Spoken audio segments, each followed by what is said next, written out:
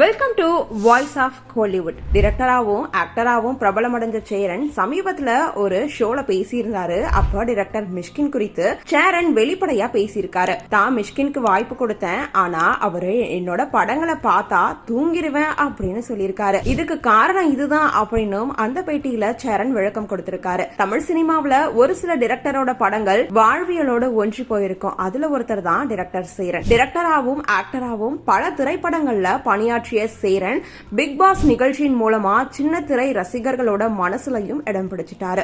இப்ப அவரு அதிகமான படங்களை டிரெக்ட் பண்ணல அப்படின்னாலும் ஒரு சில திரைப்படங்களை டிரெக்ட் பண்ணி நடிச்சிட்டும் இருக்காரு. சமீபத்துல ஒரு பேட்டியிலையும் கலந்துகிட்டாரு. அப்ப டிரெக்டர் மிஷ்கினோட ஏற்பட்ட சில மறக்க முடியாத நினைவுகள் பத்தி பகிர்ந்தாரு. அதுல என்ன சொல்லிருக்காரு அப்படின்னா, மிஷ்கின் டிரெக்ட் பண்ண யுத்தம் செய் திரைப்படம் பத்தி கேள்விகள் கேட்கப்பட்டிருக்கு. இதுக்கு சேரன், ஏஜிஎஸ்ல டிரெக்டரா ஒரு படம் பண்றதுக்கு நான் அக்ரிமெண்ட் போட்டிருந்தேன். அந்த நேரத்துல தான் அந்த ப்ரொடியூசர் மிஷ்கின் சார் சொன்னாரு, ஒரு கதைய சொன்னாரு. மிஷ்கினோட பேச்சு அது கூட உங்களுக்கு பிரமாதமா பொருந்தும், நீங்க நடிக்கிறீங்களா அப்படின்னு அவர் கேட்டிருக்காரு. அப்ப நம்ம நடிக்கலாம் அப்படின்னு தானே மிஷ்கினை கூப்பிட்டு சம்பளத்தை கூட குறைச்சு கேட்டு அவரோட டைரக்ஷன்ல நடிக்கணும்னு அந்த படத்துல நடிச்சேன் அப்படின்னு பேசியிருக்காரு. அப்ப அவர்கிட்ட மிஷ்கின் எல்லா இடங்கள்லயும் பேசும்போது உங்களோட படங்கள் பத்தி பேசிட்டு இருக்காரு அப்படின்ற கேள்வி கேட்கப்பட்டிருக்கு. அதுக்கு சேரன், மிஷ்கின் சார் எங்கேயாவது பேசும்போது நான் சேரன் சார் படத்தை பார்த்தா தூங்கிடுவேன் அப்படின்னு பேசுவாரு. அதை கேட்கும்போது எனக்கு சிரிப்பா தான் இருக்கும். ஆனா அவருக்கு என்னோட படம் பிடிக்கல அப்படின்னாலும் பரவாயில்ல, ஆனா எனக்கு அவரோட படங்களை ரொம்ப பிடிக்கும் அப்படின்னும் சிரிச்சபடியே சேரன் அந்த ஒரு பேட்டியில பேசியிருக்காரு.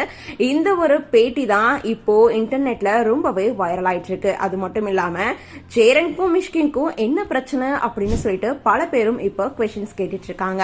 குறை எதுவும் இல்ல, ஆனா மிஷ்கின் எந்த இடத்துலயும் சேரனை குறைத்து பேசல.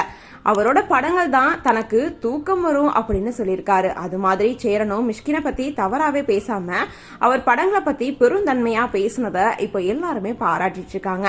சினிமா இண்டஸ்ட்ரியில ஒரு சிலர் மட்டுமே மனசுல தோன்றத வெளிப்படையா பேசிடுவாங்க. அந்த வரிசையில ஒருத்தர் தான் மிஷ்கின். அடிக்கடி அவரு ஷோல பேசும்போது வார்த்தைகள் சர்ச்சையை கிளப்பிட்டு இருக்கு. ஆனா அதெல்லாம் மிஷ்கின் கண்டுக்கிறதே கிடையாது அப்படின்னு தான் சொல்லணும். லைக் பண்ணுங்க, சப்ஸ்கிரைப் பண்ணுங்க. மேலும் அப்டேட்ஸ் உங்களுக்கு நேர்ல வரலாம்.